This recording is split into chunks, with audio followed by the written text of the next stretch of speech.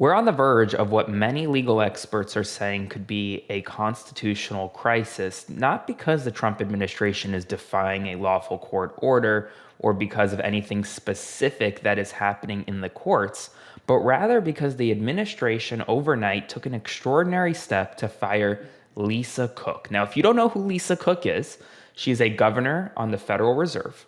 The Federal Reserve is an independent entity that helps monitor economic statistics, determines whether or not we're going to be raising interest rates or lowering interest rates, for example, and has drawn the ire of the president for many months now for not reducing interest rates. Lisa Cook is a governor who was appointed in 2022 by President Biden to a 14-year term. And the reason why it's a 14-year term is to prevent situations like what happened overnight, where Donald Trump went ahead and decided to fire Lisa Cook.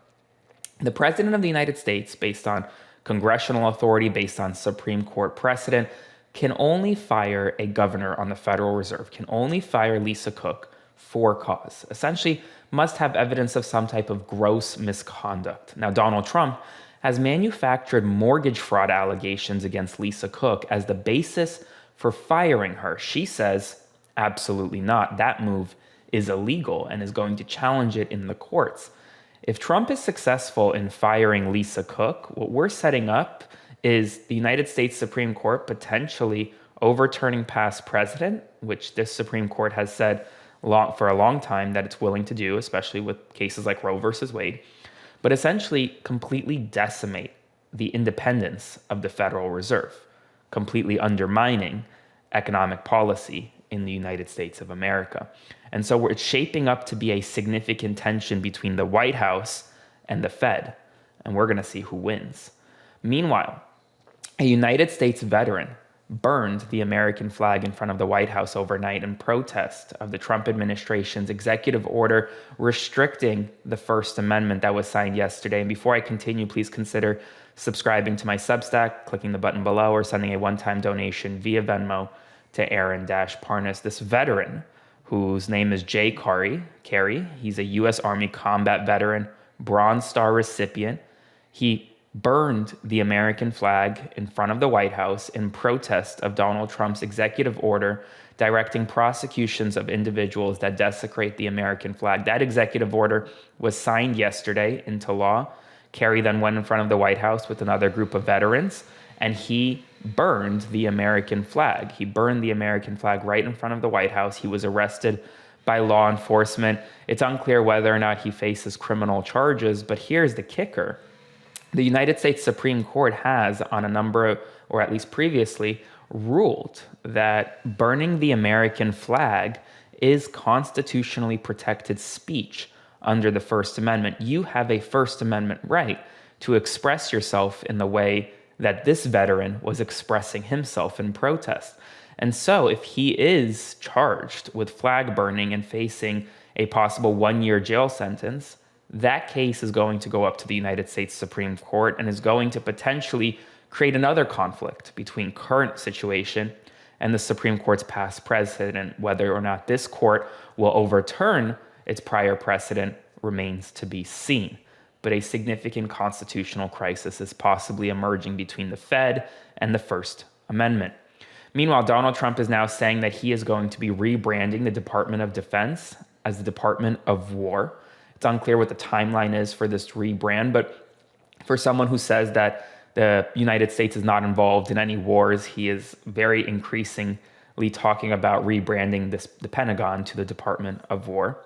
Trump further announced plans to admit 600,000 Chinese students to United States universities, touting economic benefits for higher education and trade talks with China. But Republicans in his own party are blasting him for that, saying that there are significant national security risks and potential displacement of American students. These concerns have thus far been unfounded and really have been secluded to the far right wing of his own party.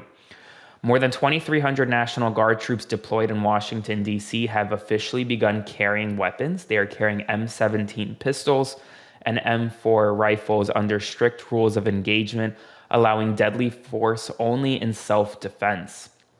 Meanwhile, a Jeffrey Epstein survivor, Jess Michaels, who I spoke to, has blasted the administration and right-wing media for not wanting to speak with her or other Epstein survivors.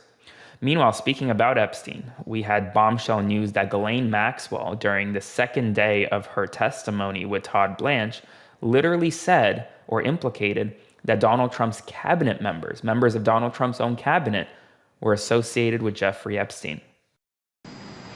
But did I think these guys were coming for that? I really don't.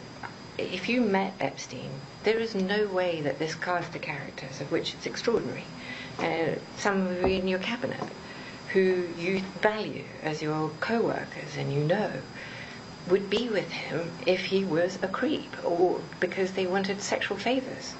A man wants sexual favors, he will find that. They didn't have to come to Epstein for that. That's a real clip. That's real, and it's very evident that Maxwell may be implicating someone close to Donald Trump currently in the executive branch. Could it be RFK Jr.? Could it be Pam Bondi? We don't know who was connected with Jeffrey Epstein, but someone in his cabinet, allegedly, according to Maxwell, was. Meanwhile, we have significant health concerns about Donald Trump. There is significant bruising on his right hand yesterday, and the White House is now being accused of a possible cover-up, hiding details about Donald Trump's health. There's more and more bruising on both of Donald Trump's hands, and I think the public deserves to know the truth. Meanwhile, Utah Republicans suffered a big loss in court as a judge ruled that Utah must redraw its maps ahead of the 2026 midterm elections. These maps, which were originally drawn by a Republican legislature, were deemed to be illegal because there is an independent commission. And essentially, this is a big win for Democrats, who may now pick up an additional seat in the House of Representatives. The United States agreed in principle to exempt Indonesian exports of cacao, palm oil, and rubber from Trump's 19% tariffs. In addition, Donald Trump said he hopes to meet North Korean leader Kim Jong-un this year to revive stalled nuclear talks. And finally, Fox News fact-checked itself, showing a documentary video where showing that Donald Trump lied when claiming that Governor Westmore hugged and praised him at the Army-Navy game. President Trump had referenced about them meeting at the Army-Navy game. And thanks to the art of the surge on Fox Nation, we have the footage. Mr. President, welcome back to Maryland, sir. Welcome back to Maryland. It's good to see you. It's in person, too. Thank you, sir. Great to see you. Great to see you. And great to have you back here. Great to meet you. Thank you, sir. Thank you. Thank you. Well, we are very, very anxious to be able to work closely with you, and I know the Key Bridge is something that we're specifically.